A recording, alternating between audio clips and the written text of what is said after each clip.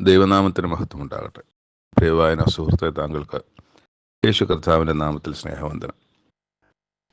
ഇന്ന് ഓഗസ്റ്റ് 11, ഒന്നാമത്തെ വായനാ ഭാഗം 1 രാജാക്കന്മാർ 6-ാം അധ്യായം. ഇവിടെ ആലയം പണി ആരംഭിക്കുകയാണ്. ദൈവത്തിൻ്റെ ആലയത്തിൻ്റെ പണി ആരംഭിക്കുകയാണ്. അതിൻ്റെ ഏത് സമയത്താണ് അല്ലെങ്കിൽ ഏത് കാലത്താണ് അത് ആരംഭിക്കുന്നതെന്ന് അവിടെ എഴുതിയിട്ടുണ്ട്.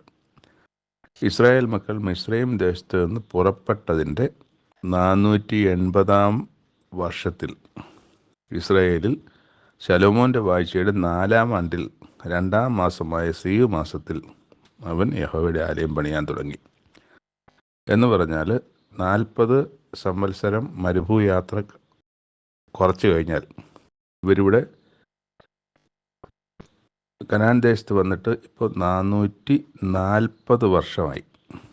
അപ്പം 440 വർഷം എന്ന് പറയുമ്പം യോശുവയുടെ ശിഷ്ടകാലം, ന്യായാധിപന്മാരുടെ കാലം, ശേഷം ശമൂവേൽ പ്രവാചകൻ്റെ കാലം, അതിന് കഴിഞ്ഞിട്ട് ശൗല് രാജാവായ കാലം, അത് കഴിഞ്ഞിട്ട് ദാവീദ് രാജാവായിരുന്ന 40 വർഷം, ഇപ്പോൾ ശലോമോൻ രാജാവായിട്ട് ഇത് 4 വർഷം. ഇതെല്ലാം കൂട്ടി 440 വർഷമായി. 440 വർഷം കഴിഞ്ഞിട്ട് ആ വർഷം 2-ാം മാസമായ സീവ് മാസത്തിൽ ദൈവത്തിൻ്റെ ആലയം പണി തുടങ്ങി. അതിൻ്റെ അളവുകളൊക്കെ വളരെ കൃത്യമായിട്ട് ദൈവം പറഞ്ഞു കൊടുത്ത പ്രകാരം, ആർക്ക്? ദാവീദിന് പറഞ്ഞു കൊടുത്ത പ്രകാരം ഇവിടെ എല്ലാം ചെയ്യുകയാണ്. 60 മുഴമാണ് നീളം, 20 മുഴമാണ് വീതി, 30 മുഴമാണ് ഉയരം. അപ്പോൾ ഏത് തടി കൊണ്ടുണ്ടാക്കണം, അതിൻ്റെ ഉള്ളെങ്ങനെ ആയിരിക്കണം, അതിൻ്റെ സംഗതികൾ എങ്ങനെയായിരിക്കണം, എന്തൊക്കെയാണ്, എങ്ങനെയാണ് മച്ചിടേണ്ടത്, എങ്ങനെയാണ് തുലാം കയറ്റേണ്ടത്, എല്ലാ കാര്യങ്ങളെപ്പറ്റിയും വിശദമായ വളരെ മൈന്യൂട്ടായിട്ടുള്ള എല്ലാ കാര്യങ്ങളും പറഞ്ഞു വച്ചിരുന്നു ദൈവം എന്നുള്ളതാണ് ഇതിനകത്ത് ഏറ്റവും വ്യത്യസ്തമായ കാര്യം. ലോകത്ത് ഇങ്ങനെയൊരു ആലയം, ഇങ്ങനെയൊരു കെട്ടിടം ഇതിനു മുമ്പ് ഉണ്ടായിട്ടില്ല. അപ്പോൾ ദൈവം പറഞ്ഞു കൊടുത്ത പണി അതതുപോലെ ചെയ്യുകയായിരുന്നു ശലോമോൻ ഇവിടെ. നല്ല ആത്മാർത്ഥതയുള്ള പണിക്കാർ, സോർ രാജാവിൻ്റെ സഹായം, എല്ലാം ഒത്തുചേർന്ന് വളരെ ഭംഗിയുള്ള ഒരു ആലയം പണി. ഇതിനിടയ്ക്ക് ദൈവം ശലോമോനോട് പറയുന്നുണ്ട്, നീ എൻ്റെ ചട്ടങ്ങളെ ആചരിച്ച് എൻ്റെ വിധികളെ അനുസരിച്ച് എൻ്റെ കൽപ്പനകളൊക്കെയും പ്രമാണിച്ച് നടന്നാൽ ഞാൻ നിൻ്റെ അപ്പനായ ദാവീദിനോട് അരുളി ചെയ്ത വചനം നിന്നിൽ നിവർത്തിക്കും. ഞാൻ ഇസ്രായേൽ മക്കളുടെ മധ്യേ വസിക്കും, എൻ്റെ ജനമായ ഇസ്രായേലിനെ ഉപേക്ഷിക്കുമില്ല. അങ്ങനെ ശലോമോൻ ആലയം പണി തീർത്തു എന്നാണ് നമ്മൾ വായിക്കുന്നത്. ആലയം പണി തീർത്തതിനെ കുറിച്ച് അവിടെ പറയുന്നുണ്ട്. അത് 4-ാം ആണ്ട് സീവ് മാസത്തിൽ, അതായത് ഇദ്ദേഹത്തിൻ്റെ ശലോമോൻ്റെ വാഴ്ചയുടെ 4-ാം ആണ്ട് സീവ് മാസത്തിൽ യഹോവയുടെ ആലയത്തിന് അടിസ്ഥാനമിടുകയും 11-ാം ആണ്ട് 8-ാം മാസമായ ബൂൽ മാസത്തിൽ, അപ്പോൾ എത്രയായി? 11 ആയപ്പോൾ 4-ഉം 11 ആയപ്പോഴത്തേക്ക് 7 വർഷം അല്ലേ? 4-ഉം 7-ഉം 11. അപ്പം 11-ാം ആണ്ട് 8-ാം മാസമായ ബൂൽ മാസത്തിൽ ആലയം അതിൻ്റെ സകല ഭാഗങ്ങളുമായി അതിൻ്റെ മാതൃകപ്രകാരമൊക്കെ പണി തീർത്തു. അപ്പം അദ്ദേഹത്തിൻ്റെ 4-ാം മാസം തുടങ്ങി അദ്ദേഹത്തിൻ്റെ തന്നെ 11-ാം മാസമായപ്പം അവിടെ തന്നെ എഴുതിയിട്ടുണ്ട്, അങ്ങനെ അവൻ 7 ആണ്ടുകൊണ്ട് അത് പണിത് തീർത്തു. അപ്പോൾ 7 വർഷം എടുത്തു ദേവാലയം, യെരുശലേം ദേവാലയം പണിത് തീർക്കുവാൻ. ആ 7 വർഷം കൊണ്ട് ആ യെരുശലേം ദേവാലയത്തിൻ്റെ പണി തീർത്തതായിട്ടും കാണുന്നുണ്ട്. ഇവിടുത്തെ എല്ലാ പ്രത്യേകതയുള്ളൊരു കാര്യം, ദൈവം എങ്ങനെയാണോ പറഞ്ഞത് ആ ഒരു 7 വർഷം വേണ്ട ഒരു ദേവാലയം പണിയാൻ, അല്ലെങ്കിൽ ഒരു കെട്ടിടം പണിയാൻ 7 വർഷം വേണ്ട, എത്ര വർഷമായി വലുതായാലും അതിൻ്റെ ആവശ്യമില്ല. എന്നാൽ ദൈവം ഇവിടെ പറഞ്ഞ പ്രകാരം വളരെ ചെറിയ ചെറിയ കാര്യങ്ങളെല്ലാം, സൂക്ഷ്മമായ കാര്യങ്ങളെല്ലാം പറഞ്ഞു കൊടുത്ത് അതിന് ആവശ്യമായ തടികൾ, കല്ല്, സ്വർണം, താമ്രം, എല്ലാ കാര്യങ്ങളും സ്വരൂപിച്ച് കുറേ വലിയൊരളവിൽ കാര്യങ്ങളെല്ലാം ദാവീദ് രാജാവ് സ്വരുക്കൂട്ടി വെച്ചിട്ടുണ്ടായിരുന്നു ആലയത്തിലേക്ക് ആവശ്യമായതെല്ലാം. അത് ബാക്കിയുള്ള കാര്യങ്ങൾ, അതിൽ കുറവുള്ള കാര്യങ്ങൾ മാത്രമാണ് ഇവിടെ ശലോമോന് സംഘടിപ്പിക്കേണ്ടി വന്നത്, കല്ലൊക്കെ ചെയ്യേണ്ടി വന്നത്. ബാക്കി സ്വർണവും ആലയത്തിൻ്റെ മറ്റു കാര്യങ്ങൾ, വലിയ വില കൂടിയ കാര്യങ്ങളൊക്കെയും ദാവീദ് ചെയ്തു വച്ചിരുന്നു എന്നുള്ളതാണ് നമുക്ക് മനസ്സിലാക്കാൻ കഴിയുന്നത്. 2-ാമത്തെ വായനാഭാഗം യിരെമ്യാ പ്രവാചകൻ്റെ പുസ്തകം 32-ാം അധ്യായം. ഇവിടെ സിദെക്കീയാവിൻ്റെ 10-ാം ആണ്ടിൽ എന്ന് പറഞ്ഞ കാര്യങ്ങൾ പറഞ്ഞു തുടങ്ങുകയാണ്. സിദെക്കീയാവിൻ്റെ 10-ാം ആണ്ട് ആയി 10 വർഷമായി സിദെക്കീയാവ് ഭരണം തുടങ്ങിയിട്ട്. അടുത്ത വർഷം 11 വർഷം 11 വർഷമാണ് ഈ നെബൂഖദ്നേസർ ഇവിടേക്ക് വരുന്നതും നെബൂഖദ്നേസറാൽ പിടിക്കപ്പെട്ട് ബാബേലിലേക്ക് കൊണ്ടുപോവുകയൊക്കെ ചെയ്യുന്നത്. എന്നാൽ 10-ാം വർഷം തന്നെ ഇവിടെ ദൈവത്തിൻ്റെ അരുളപ്പാട് യിരെമ്യാവിനുണ്ടായത്, അത് അവിടെ പറയുന്നതും, അന്ന് ബാബേൽ രാജാവിൻ്റെ സൈന്യം യെരുശലേമിനെ നിരോധിച്ചിരുന്നു. ഈ കാലഘട്ടത്തിൽ ആ നിരോധനം അവിടെ ഉണ്ടായിരുന്നു. യിരെമ്യാ പ്രവാചകനോ യഹൂദ രാജാവിൻ്റെ അരമനയുടെ കാവൽപ്പുര മുറ്റത്ത് അടയ്ക്കപ്പെട്ടിരുന്നു, ബന്ധനത്തിലായിരുന്നു, അല്ലെങ്കിൽ കാരാഗ്രഹത്തിലായിരുന്നു. ഞാൻ ഈ നഗരത്തെ ബാബേൽ രാജാവിൻ്റെ കയ്യിൽ ഏൽപ്പിക്കും, അവൻ അതിനെ പിടിക്കും എന്ന് യഹോവ അരുളിച്ചെയ്യുന്നു എന്നും, യഹൂദ രാജാവ് സിദെക്കീയാവ് കൽദയരുടെ കയ്യിൽ നിന്ന് ഒഴിഞ്ഞു പോകാതെ ബാബേൽ രാജാവിൻ്റെ കയ്യിൽ ഏൽപ്പിക്കപ്പെടും. അവൻ ഇവനുമായി വായോട് വായി സംസാരിക്കുകയും കണ്ണോട് കണ്ണ് കാണുകയും. അപ്പോൾ സിദെക്കീയാവ് എന്ന യഹൂദ രാജാവും നെബൂഖദ്നേസർ എന്ന കൽദയ രാജാവും തമ്മിൽ നേരിട്ട് കാണും, അവർ സംസാരിക്കും എന്നാണ് ഇവിടെ പറയുന്നത്. അവൻ സിദെക്കീയാവെ ബാബേലിലേക്ക് കൊണ്ടുപോകും, ഞാൻ അവനെ സന്ദർശിക്കും വരെ അവൻ അവിടെ ഇരിക്കും. നിങ്ങൾ കൽദയരോട് യുദ്ധം ചെയ്താലും നിങ്ങൾക്ക് സാധ്യമുണ്ടാകുകയില്ല. അപ്പോൾ അതുകൊണ്ട് യുദ്ധം ചെയ്യരുതെന്ന് നേരത്തെ തന്നെ പറഞ്ഞിട്ടുണ്ട് എന്നും യഹോവയുടെ അരുളപ്പാട് എന്നും നീ പ്രവചിപ്പാൻ എന്ത് എന്ന് പറഞ്ഞ് യഹൂദ രാജാവ് സിദെക്കീയാവ് അവനെ അവിടെ അടച്ചിരുന്നു. അപ്പം ഇത് നേരത്തെ സംഭവിച്ച കാര്യം. പക്ഷേ ഇവിടെ യിരെമ്യാവ് പറയുന്നത്, യഹോവയുടെ അരുളപ്പാട് എനിക്കുണ്ടായതെന്തെന്നാൽ, നിന്റെ ഇളയപ്പനായ ശല്ലൂമിൻ്റെ മകൻ ഹമനയേൽ നിന്റെ അടുക്കൽ വന്ന് അനാഥോത്തിൽ എൻ്റെ നിലം മേടിച്ചു കൊള്ളുക, അത് മേടിപ്പാൻ തക്കവണ്ണം വീണ്ടെടുപ്പിൻ്റെ അവകാശം നിനക്കുള്ളതല്ലോ എന്ന് പറയും. അപ്പം അതുപോലെ നീ അത് മേടിച്ചു കൊള്ളണം, അവകാശം നിനക്കുള്ളതല്ല, വീണ്ടെടുപ്പ് നിനക്കുള്ള, അത് നീ മേടിച്ചു കൊള്ളണം എന്ന് എന്നോട് പറഞ്ഞു. അത് യഹോവയുടെ അരുളപ്പാട് എന്ന് ഞാൻ ഗ്രഹിച്ചു. അങ്ങനെ ഞാൻ ഇളയപ്പൻ്റെ മകൻ ഹമനയേലിനോട് അനാഥോത്തിലെ നിലം മേടിച്ച് വില 17 ശേക്കെൽ വെള്ളി തൂക്കിക്കൊടുത്തു. ആധാരം എഴുതി മുദ്രയിട്ട് സാക്ഷികളെ കൊണ്ട് ഒപ്പിടുന്ന ശേഷം ഞാൻ പണം അവന് തുലാസിൽ തൂക്കിക്കൊടുത്തു. ഇത് യിരെമ്യാ പ്രവാചകൻ ചെയ്ത കാര്യത്തെ സംബന്ധിച്ചാണ് ഈ പറയുന്നത്. അപ്പോൾ ഈ ആധാരം എഴുതുക, മുദ്രയിടുക, രജിസ്റ്റർ ചെയ്യുക എന്നുള്ള കാര്യം, മുദ്രയിടുക വെച്ചാൽ രജിസ്റ്റർ ചെയ്യുക എന്നൊക്കെയുള്ള കാര്യങ്ങൾ അന്നേ യഹൂദ ജനത്തിൻ്റെ ഇടയിൽ ഉണ്ടായിരുന്നു എന്നുള്ളതാണ്.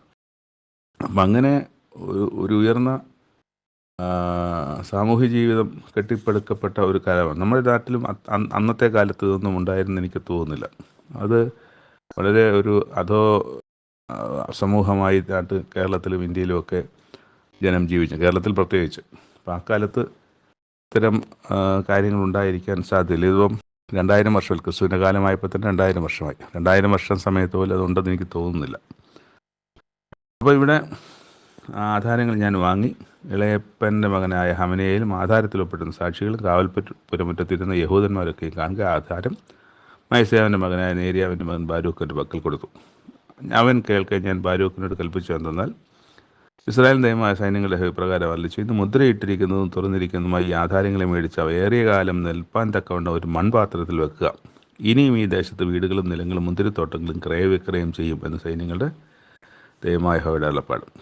അപ്പം ദൈവത്തോട് യിരെമ്യാ പ്രവാചകൻ്റെ പ്രാർത്ഥന അവിടെ നമുക്ക് കാണാം. 17-ാമത്തെ വാക്യം മുതൽ, അയ്യോ യഹോവയായ കർത്താവേ, നിൻ്റെ മഹാശക്തി കൊണ്ട് നീട്ടിയ ഭുജം കൊണ്ടും നീ ആകാശത്തെയും ഭൂമിയും ഉണ്ടാക്കി, നിനക്ക് അസാധ്യമായതൊന്നുമില്ല. നീ 1000 തലമുറയോളം ദയ കാണിക്കുകയും പിതാക്കന്മാരുടെ അകൃത്യത്തിന് അവരുടെ ശേഷം അവരുടെ മക്കളുടെ മാറുടത്തിൽ പകരം കൊടുക്കുകയും ചെയ്യുന്നു. ഓരോരുത്തരും അവനവൻ്റെ നടപ്പിന് പ്രവൃത്തികളുടെ ഫലത്തിനും തക്കവണ്ണം കൊടുക്കണം. നീ മനുഷ്യരുടെ എല്ലാ വഴികളിൽ മേലും ദൃഷ്ടി വയ്ക്കുന്നു. അപ്പോൾ ദൈവം കാണാത്ത ഒരു വഴികളും മനുഷ്യനില്ല എന്ന് പറഞ്ഞൊരു ദീർഘമായ പ്രാർത്ഥന, ഞാൻ സകല ജഡത്തിൻ്റെയും ദൈവമായ യഹോവയാകുന്നു എന്ന് ദൈവവും പറയുകയാണ്. അവിടെ വാടകൾ നഗരത്തെ പിടിക്കേണ്ടതിനടുത്തിരിക്കുന്നു. ക്ഷാമവും വാളും മഹാമാരിയും ഹേതുവായി ഈ നഗരം അതിന് നേരെ യുദ്ധം ചെയ്യുന്ന കൽദയരുടെ കയ്യിൽ ഏൽപ്പിക്കപ്പെട്ടിരിക്കുന്നു. നീ അരുളി ചെയ്ത് സംഭവിച്ചിരിക്കുന്നു, നീ അത് കാണുന്നുവല്ലോ. അപ്പോൾ യഹോവയുടെ അരുളപ്പാട് യിരെമ്യാവിനുണ്ടായതാണ്, ഞാൻ സകല ജഡത്തിൻ്റെയും ദൈവമാകുന്നു. ഇസ്രായേലിൻ്റെ ദൈവം മാത്രമല്ല, സകല മനുഷ്യരുടെയും ദൈവമാണ്. ഇവിടെ ഈ നഗരത്തിൻ്റെ നേരെ യുദ്ധം ചെയ്യുന്ന കൽദയർ കടന്ന് നഗരത്തിന് തീവച്ച് അതിനെ എന്നെ കോപിപ്പിക്കേണ്ടതിന് മേൽപ്പുരകളിൽ വെച്ച് ബാലിന് ധൂപം കാട്ടി അന്യദേവന്മാർക്ക് പാനീയബലി പകർന്നിരിക്കുന്ന വീടുകളോടുകൂടെ തന്നെ ചുട്ടുകളയും. ഇതെല്ലാം ഇവിടെ സംഭവിക്കുകയാണ്. ഇപ്പം തന്നെ ഓൾറെഡി ഇവിടെ വീടുകളിൽ പോലും ഇത്തരം കാര്യങ്ങൾ സംഭവിക്കുന്നു. ആ വീടുകളെല്ലാം ചുട്ടുകളയും എന്നാണ് പറയുന്നത്. ഇസ്രായേലും യഹൂദ മക്കളും ബാല്യം മുതൽ എനിക്ക് അനിഷ്ടമായുള്ളത് മാത്രം ചെയ്തു വന്നു. ഇസ്രായേൽ മക്കൾ തങ്ങളുടെ കൈകളുടെ പ്രവൃത്തികൾ കൊണ്ട് എന്നെ കോപിപ്പിച്ചതേ ഉള്ളൂ എന്ന യഹോവയുടെ അരുളപ്പാട്. അവർ എൻ്റെ നേരെ മുഖമല്ല പുറമാണ് തിരിച്ചിരിക്കുന്നത് എന്നും ദൈവം പറയുന്നുണ്ട്. അവർ മ്ലേച്ഛ വിഗ്രഹങ്ങളെ പ്രതിഷ്ഠിച്ചു. മോലേക്കിന് തങ്ങളുടെ പുത്രന്മാരെയും പുത്രിമാരെയും ദഹിപ്പിക്കേണ്ടതിന്, അതായത് അഗ്നിപ്രവേശനം ചെയ്യിക്കേണ്ടതിന് അവർ ബെൻഹിന്നോം താഴ്വരയിൽ ബാലിൻ്റെ പൂജാരികളെ പണിതിരിക്കുകയാണ്. ഈ മ്ലേച്ഛതകളൊക്കെ അവർ പ്രവർത്തിച്ചു. യഹൂദയെ കൊണ്ട് പാപം ചെയ്യിപ്പാൻ ഞാൻ അവരോട് കൽപ്പിച്ചിട്ടില്ല, എൻ്റെ മനസ്സിലത് തോന്നിയിട്ടുമില്ല. ഇപ്പോൾ വാള്, ക്ഷാമം, മഹാമാരി എന്നിവയാൽ ബാബേൽ രാജാവ് എൻ്റെ കയ്യിൽ ഏൽപ്പിക്കപ്പെടുന്നുവെന്ന് നിങ്ങൾ പറയുന്ന ഈ നഗരത്തെക്കുറിച്ച് ദൈവത്തിൻ്റെ അരുളപ്പാട് താഴെ വായിക്കുന്നത്, എൻ്റെ കോപത്തിലും ക്രോധത്തിലും മഹാരോഷത്തിലും ഞാൻ അവരെ നീക്കിക്കളഞ്ഞ സകല ദേശങ്ങളിൽ നിന്ന് ഞാൻ അവരെ ശേഖരിക്കും. ശിക്ഷയുണ്ട്, അവർ പ്രവാസത്തിലേക്ക് പോവുകയാണ്, കഷ്ടങ്ങളുണ്ട്, പക്ഷെ അവരെ അവിടെ നിന്ന് ശേഖരിക്കും. ഞാൻ അവരെ ഈ സ്ഥലത്തേക്ക് മടക്കി വരുത്തി അതിൽ നിർഭയമായി വസിക്കുമാറാക്കും. അവർ എനിക്ക് ജനമായും ഞാൻ അവർക്ക് ദൈവമായിരിക്കും. ഇത് പല അധ്യായങ്ങളിലും ഇത് തന്നെ ആവർത്തിച്ച് പറഞ്ഞിട്ടുണ്ട്. ഈ ശിക്ഷയെ സംബന്ധിച്ചും പറഞ്ഞിട്ടുണ്ട്, മടക്കി വരുത്തുമെന്നും പറഞ്ഞിട്ടുണ്ട്.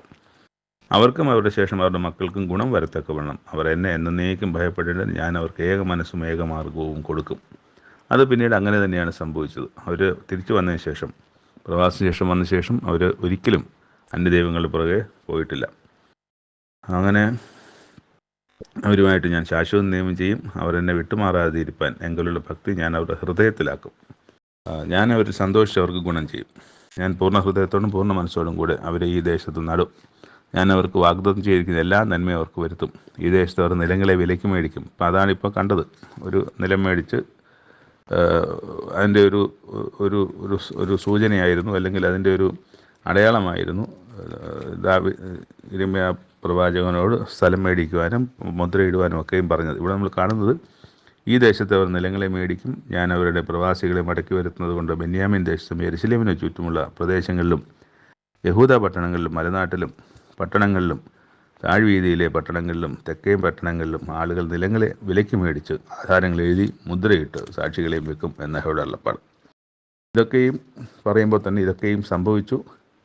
പിന്നീട് യേശുക്രിസ്തുവിൻ്റെ കാലത്ത് ലോകം മുഴുവൻ ചിതറിപ്പോയതിന് ശേഷം പിന്നെ അവർ രാജ്യം സ്ഥാപിക്കുന്നത് ആരുമില്ല. ഇന്നിപ്പം കുറച്ച് പേരെങ്കിലും അവിടെ ഉണ്ട്. മറ്റേതെല്ലാം ചതുപ്പും പറക്കാരെയും ഒക്കെ പിടിച്ച് വെറും വേസ്റ്റായിരുന്നാലും സ്ഥലങ്ങൾ ഏതൊക്കെ സ്ഥലമാണ് ഞങ്ങളുടെയെന്ന് ഇപ്പം അന്ന് ജീവിച്ചിരുന്നവർ വന്നാൽ പോലും എൻ്റെ സ്ഥലം ഏത്, ഞാൻ താമസിക്കുന്ന വീട് ഏത്, ഞങ്ങളുടെ പ്രദേശം ഏതെന്ന് തിരിച്ചറിയാൻ വയ്യാത്ത വിധം അത് മാറിപ്പോയി. ഇപ്പം പ്രളയമൊക്കെ വന്ന് അല്ലെങ്കിൽ ഉരുൾപൊട്ടലൊക്കെ വന്ന ആ പ്രദേശത്തിൻ്റെ രൂപം മാറിപ്പോകുന്നത് പോലെ ആർക്കും വന്നിട്ട് ഇവിടെയാണ് ഞാൻ താമസിച്ചിരുന്നത്, ഇതാണ് എൻ്റെ വീട് എന്ന് പറയാൻ തക്കവണ്ണം കഴിയാതെ ആയിപ്പോയതുപോലെ അവർക്കും അങ്ങനെയായിരുന്നു. അവർ പിന്നെ വന്ന് റഷ്യ അതുപോലുള്ള സ്ഥലങ്ങളിൽ വടക്കേ ദേശത്ത് നിന്നൊക്കെ ആദ്യം വന്ന ആൾക്കാർ അവരവിടെ ഉണ്ടാക്കിയ സമ്പത്ത് കൊണ്ട് ഇവിടെ വന്ന് വസ്തുക്കൾ വാങ്ങിക്കുകയായിരുന്നു. വാങ്ങിച്ചാണ് അവർ പിന്നീട് ആ ഇസ്രായേൽ എന്ന ദേശം ഇപ്പോൾ ഈ 1948 മുമ്പുള്ള കാലത്ത് അവർ ദേശം ഒരു രാജ്യമായി ഡിക്ലെയർ ചെയ്യുന്ന സമയത്തിന് മുമ്പ് ഇതുപോലെ തന്നെ ഈ പറഞ്ഞതുപോലെ തന്നെ അവർ സ്ഥലങ്ങളൊക്കെ ശേഖരിച്ചിട്ടാണ് ആധാരങ്ങൾ എഴുതിയൊക്കെ സ്വന്തം ഉടമസ്ഥതയിൽ, വ്യക്തികളുടെ ഉടമസ്ഥതയിലാക്കിക്കൊണ്ടാണ് ആ രാജ്യം അവർ പടുത്തുയർത്തിയത്. ഇതുതന്നെ ആയിരിക്കാം 70 വർഷം കഴിഞ്ഞ് വന്നപ്പോഴും സംഭവിച്ചിട്ടുണ്ടാകാം. അന്നത്തതാണോ ഇത് ഈ നമ്മൾ ജീവിക്കുന്ന ഈ നൂറ്റാണ്ടിൽ നടന്ന കാര്യമാണോ എന്നുള്ള കാര്യത്തിൽ എനിക്കത്ര ഉറപ്പില്ല. എന്തായാലും ഇത് ഇസ്രായേൽ മക്കൾ ചെയ്തിട്ടുണ്ട്. ഇപ്പോൾ ഈ 1948 മുമ്പുള്ള കാലഘട്ടത്തിൽ ചെയ്തിട്ടുണ്ടെന്നുള്ളത് വളരെ ഉറപ്പായ കാര്യമാണ്. മൂന്നാമത്തെ വായനാ ഭാഗത്തിൽ നിന്ന് മർക്കോസ് എഴുതിയ സുവിശേഷം 6-ാം അധ്യായം. യേശു അവിടെ നിന്ന് പുറപ്പെട്ട് പിതൃദേശത്തെത്തിയെന്നാണ്, പിതൃനഗരത്തിൽ എത്തി. അപ്പോൾ പിതൃനഗരം എന്ന് പറയുന്ന കഫർനഹൂമാണ്, വീടിരിക്കുന്ന സ്ഥലം കഫർനഹൂമാണ്. കഫർനഹൂമിലെത്തി. അവിടെ ശബ്ബത്തായപ്പോൾ പള്ളിയിൽ ഉപദേശിച്ചു. പലരും കേട്ട് വിസ്മയിച്ചു. അവിടെ ഒരു വിഷയം ഉണ്ടാകുന്നത്, സ്വന്തം ദേശമാണ്, എല്ലാം അറിയാം, അപ്പനാരെന്നറിയാം, അമ്മയാരെന്നറിയാം, ബാക്കിയെല്ലാം അറിയാവുന്ന പരിചിതരായ ആൾക്കാരുടെ ഇടയിലാണിപ്പോൾ. അപ്പോൾ അവരിത് കേട്ടിട്ട് പറയാണ്, ഇവന് കിട്ടിയ ഈ ജ്ഞാനവും ഇവരുടെ കയ്യാൽ നടന്ന വീര്യപ്രവൃത്തികളും എന്ത്? ഇവൻ മറിയയുടെ മകനും യാക്കോബ്, യോസെ, യൂദ, ശീമോൻ എന്നിവരുടെ സഹോദരനായ തച്ചനല്ലയോ? ഇവൻ്റെ സഹോദരികളും ഇവിടെ ഇപ്പോൾ നമ്മുടെ കൂടെ ഉണ്ടല്ലോ എന്ന് പറഞ്ഞ് അവങ്കിൽ ഇടറിപ്പോയി എന്നാണ്. അപ്പം നമുക്ക് പരിചയമുള്ള ഒരാൾ എന്തെങ്കിലും മെച്ചപ്പെട്ട കാര്യങ്ങൾ പറയുമ്പോൾ അവർക്കുണ്ടാകുന്ന മനോഭാവമാണ് ഇവിടെ കാണുന്നത്. നമ്മുടെ പയ്യൻ, മറ്റേ അപ്പുറത്തെ മറിയുടെ മോനല്ലേ, അവന് അവൻ തച്ചനല്ലേ, അവർ ഒരു തച്ചനായ അവർക്കൊക്കെ ഇത് എങ്ങനെയാണ് ഇതൊക്കെ എന്നും പറഞ്ഞ് വലിയ പ്രാധാന്യം കൊടുത്തില്ല എന്നാണ് ക്രിസ്തുവിടെ പറയുന്നുണ്ട്. ഒരു പ്രവാചകൻ തൻ്റെ പിതൃ നഗരത്തിലും ചാർച്ചക്കാരുടെ ഇടയിലും സ്വന്തം ഭവനത്തിലുമല്ലാതെ ബഹുമാനമില്ലാത്തവനല്ല. ചില രോഗികളുടെ മേൽ കൈവച്ച് സൗഖ്യം വരുത്തിയതല്ലാതെ അവരുടെ അവിശ്വാസം ഹേതുവായിട്ട് വീര്യപ്രവൃത്തികളൊന്നും ചെയ്യാൻ കഴിഞ്ഞില്ല എന്ന്.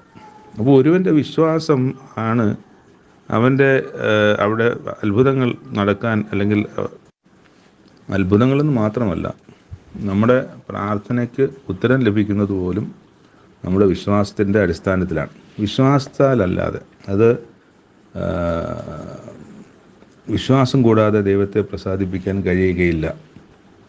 നമ്മൾ എബ്രായർ 11:6 അത് കാണുന്നുണ്ട്. വിശ്വാസം കൂടാതെ ദൈവത്തെ പ്രസാദിപ്പിക്കാൻ കഴിയുന്നതല്ല. ദൈവത്തിൻ്റെ അടുക്കൽ വരുമെന്നും ദൈവമുണ്ട് എന്നും ദൈവം നമുക്ക് പ്രതിഫലം തരുന്നുവെന്നും വിശ്വസിക്കേണ്ടതാകുന്നു. അതാണ് ആ വാക്യം നമ്മളോട് പറയുന്നത്. ഇവിടെ അതാണ് സംഭവിക്കുന്നത്. യേശുക്രിസ്തു അവിടെ വലിയ അത്ഭുതങ്ങളും വീര്യപ്രവൃത്തികളും ചെയ്തില്ല എന്നാണ്.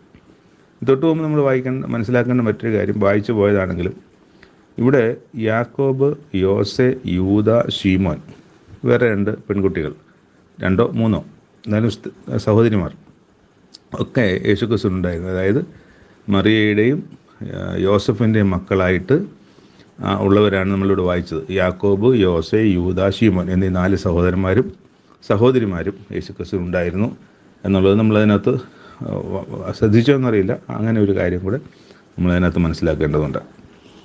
പിന്നെ ക്രിസ്തു ശിഷ്യന്മാരെ വിളിച്ചിട്ട് ഈരണ്ടായിട്ട് അവരെ അയച്ചിട്ട് പറഞ്ഞു, നിങ്ങൾ അവരെ അധികാരം കൊടുത്തു, അശുദ്ധാത്മാക്കളുടെ മേൽ അധികാരം കൊടുത്തു, മറ്റുള്ളവരോട് പ്രസംഗിക്കാൻ, സുവിശേഷം പ്രസംഗിക്കാനൊക്കെ ഉള്ള അധികാരം കൊടുത്ത് അവരെ അയക്കുകയാണ്. അപ്പം അങ്ങനെ ആരെങ്കിലും നിങ്ങളെ കൈക്കൊള്ളാതെയും നിങ്ങളുടെ വാക്ക് കേൾക്കാതെയും ഇരുന്നാൽ അവിടെ വിട്ടു പോകുമ്പോൾ നിങ്ങളുടെ കാലിലെ പൊടി അവർക്ക് സാക്ഷ്യത്തിനെ കൊടിഞ്ഞുകൾ എന്ന് പറഞ്ഞാൽ അന്നത്തെ കാലത്തുള്ള ഒരു കഷ്ടമാണത്. അപ്പം അവിടെ ചെന്നിട്ട് അവരോട് മാനസാന്തരപ്പെടണം എന്ന് ഉപദേശിക്കണം, രോഗികളെ പുറത്താക്കണം, അവർക്ക് സൗഖ്യം കൊടുക്കണം, ഒക്കെ അവരെ ഏൽപ്പിക്കുന്ന ഉത്തരവാദിത്തമാണ്. അത് തിരിച്ചു വന്നിട്ട് അതിൻ്റെ 30-ാമത്തെ വാക്യത്തിൽ, പിന്നെ അപ്പോസ്തലന്മാർ യേശുവിൻ്റെ അടുക്കൽ വന്നുകൂടി തങ്ങൾ ചെയ്തതും ഉപദേശിച്ചതുമെല്ലാം അറിയിച്ചു എന്ന് പറയുന്നുണ്ട്. അപ്പോൾ അത് റിപ്പോർട്ട് ചെയ്യുന്നുണ്ട്. ക്രിസ്തു അയക്കുന്ന ജോലിയിൽ അവർ പോയിട്ട് അവർക്ക് പോയ കാര്യങ്ങളെ സംബന്ധിച്ചും ഒക്കെ ഇരണ്ടായി പോയവർ തിരിച്ചു വന്ന് അവർ പിന്നെ ക്രിസ്തുവിനെ റിപ്പോർട്ട് ചെയ്യുന്നത് നമ്മൾ 30-ാമത്തെ വാക്യത്തിൽ വായിക്കുന്നുണ്ട്.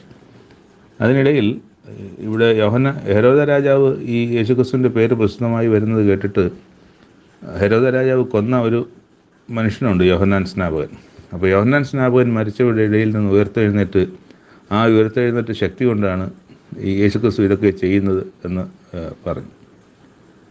വേറെ ചിലർ ഏലിയാവാകുന്നു എന്ന് ചിലർ മറ്റു ചിലർ പറഞ്ഞു. വേറെ ചിലർ പറഞ്ഞു വേറെ ഏതോ പ്രവാചകന്മാർ, മരിച്ച ഏതോ പ്രവാചകന്മാർ ഉയർത്തെഴുന്നേറ്റ്, അല്ലെങ്കിൽ അവരുടെ ആത്മാവാണ് യേശുക്രിസ്തുവിൽ ഉള്ളത്, അതുവഴിയാണ് ഇതെല്ലാം സംഭവിക്കുന്നതെന്ന് മറ്റു ജനങ്ങളുമൊക്കെ പറയുന്നുണ്ട്.